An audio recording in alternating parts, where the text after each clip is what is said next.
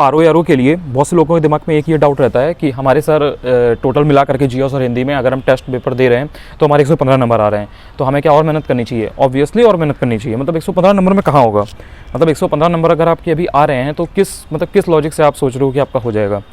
Cut off जो last वाली जो 2021 वाली जो गई है, जिसका अभी किसी को इतना अंदाज़ा नहीं है कितनी गई है, लेकिन फिर भी जो जिनका प्री क्लियर हुआ था और जो बच्चों ने बताया, तो वो बताते हैं कि उनके 130 के आसपास बन रहे थे।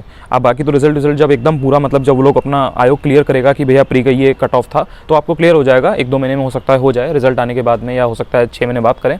लेकिन 130 के आसपास रहा है तो 130 तो आपको लाने ही लाने हैं, मतलब उतना तो आपको टारगेट करना ही करना है। तो अगर आपके 115 नंबर आ रहे हैं तो आप कहीं भी लाइन में हैं ही नहीं, क्योंकि 1 नंबर से लेकर के 70-80 नंबर तक बनाना आसान होता है कंपैरेटिवली, क्योंकि वो एक बिलो एवरेज क्वेश्चंस आते हैं, वो लगभग हर इंसान सही कर लेता है। लेकिन असली जो लड़ाई होती है वो वही होती है 100 के ऊपर वाली। 100 के आसपास बहुत लोग के होते हैं, फिर 110 के आसपास बहुत लोग के होते हैं, फिर 120 और 125 वाले तो बहुत सारे लोग होते हैं जो बॉर्डर लाइन पे होते हैं और जिनका नहीं होता है। तो अगर किसी के 130 के आसपास बनना है तो वही है कि आपको मतलब 115 से 130 जाने में अच्छा खासा टाइम लगेगा, आपको अच्छी खासी मेहनत करनी पड़ेगी। तो ऐसा नहीं है कि अगर आपके टेस्ट पेपर में 115 नंबर आ रहे हैं तो आपका काम हो गया।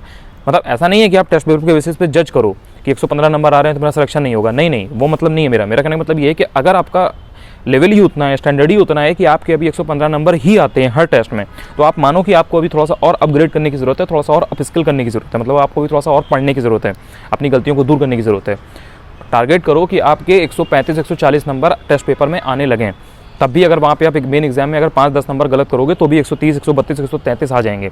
इसलिए 140 के आसपास ट्राई किया करो कि टेस्ट पेपर में करो, क्योंकि यहाँ पे आपके पास एक फ्री अपॉर्चुनिटी है कि आप गलतियाँ कर सकते हो, उनसे सीख सकते हो। एग्जाम में आपके पास ये अपॉर्चुनिटी नहीं होगी कि आप वहाँ पे हिट एंड ट्राई करो या अपनी गलतियों से सीखो, क्योंकि वो तो फिर एक्चुअल एग्जाम है और वो भी साल में एक बार आ रहा है। तो इसलिए जितनी भी गलतियाँ करनी है टेस्ट पेपर में करके देख लो, ट्राई करो कि 140 का टारगेट रखो, तब ताकि आपके कट कटा के 130 के आसपास आ जाएँ। हिंदी में ट्राई करो कि 55 तो कैसे भी लाने हैं। बाकी अगर 57 आ जाते हैं, 58 आ जाते हैं तो और अच्छी बात है।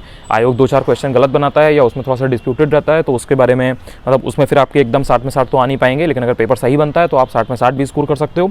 ट्राई करो कि हिंदी में आपके 55+ रहें। और बाकी इधर आपका हिंदी, अगर जीएस में आप अगर 85 से 90 नंबर लाते हो तो मतलब आप बहुत ज़्यादा, मतलब एक अच्छा टारगेट लेके चल रहे हो। फिर अगर आपकी वही बात है कि अगर आपके फिर अगर 80 आते हैं तो उधर आपके अगर 55 आते हैं तो आपके 135 हो जाएंगे। तो मतलब अकॉर्डिंगली आप देख सकते हो, लेकिन हाँ आपको इतना लाना पड़ेगा। मतलब जीएस में अगर आप 90 के आसपास टारगेट नहीं करोगे तो फिर आपके 85 अगर नहीं आते हैं तो फिर मतलब बहुत टफ हो जाएगा, क्योंकि अगर हिंदी में आपने जल्दबाजी में 2-4 गलतियाँ भी कर दी तो फिर आप सीधे 55 से 50 पे आ जाओगे। फिर आपको जीएस में कवर करना पड़ेगा। और हिंदी में स्कोर करना कंपेरेटिवली ईजी है, रादर देन कि आप सोच रहे हो कि मैं जीएस में 100 ले आऊँगा। जीएस में 100 लाने में 140 में से आपको पता लगेगा कितना ज़्यादा एफर्ट लगता है। इतना ईजिली नहीं आता है। जिनका आता है उनसे आप पूछो तो आपको बताएंगे कि कितना ज़्यादा मेहनत करनी पड़ती है, कितने ज़्यादा सोर्सेज और कितना कहाँ से फैक्ट्स उन्होंने पढ़े होते हैं, फिर फैक्ट्स को रिवाइज़ किया होता है, इतना रिटेन किया होता है। अल्टीमेटली आयोग के एग्जाम में वही सीन है कि आपने कॉन्सेप्ट्स भी ठीक ठाक समझे हो और जो फैक्चुअल कंटेंट है वो आपका बहुत अच्छे से तैयार हो, आपके फैक्ट्स गलत ना हो और आप ब्लाइंड गैस ना करो, एकदम मतलब आंख बंद करके तुक्का ना लगाओ। जो तुक्के लगाओ वो आपके सही बैठे हैं। एटलीस्ट ऐसे क्वेश्चन में तुक्का लगाओ जिसमें आपको 4 में से एटलीस्ट 2 ऑप्शन सही पता है कि हाँ ये तो नहीं होगा, उनको आपने हटा दिया, फिर 2 में से आपने 1 खेला तो आपकी 50% आंसर सही होने की प्रोबेबिलिटी है। तो इस तरह से थोड़ा सा चीज़ों को आप देख सकते हो। बाकी अगर चैनल यार अच्छा कुछ लगा करे वीडियो तो यार चैनल को सब्सक्राइब कर लिया करो, और कोई अगर आपको चीज़ ना पसंद आए तो वो भी बता दिया करो, अच्छा लगे तो वो भी बता दिया करो। थोड़ा सा एक मोटिवेशन मिलता रहता है, लगता रहता है कि हाँ जो भी चीज़ आप बता रहे हो वो सामने वाले को समझ में आ रही है।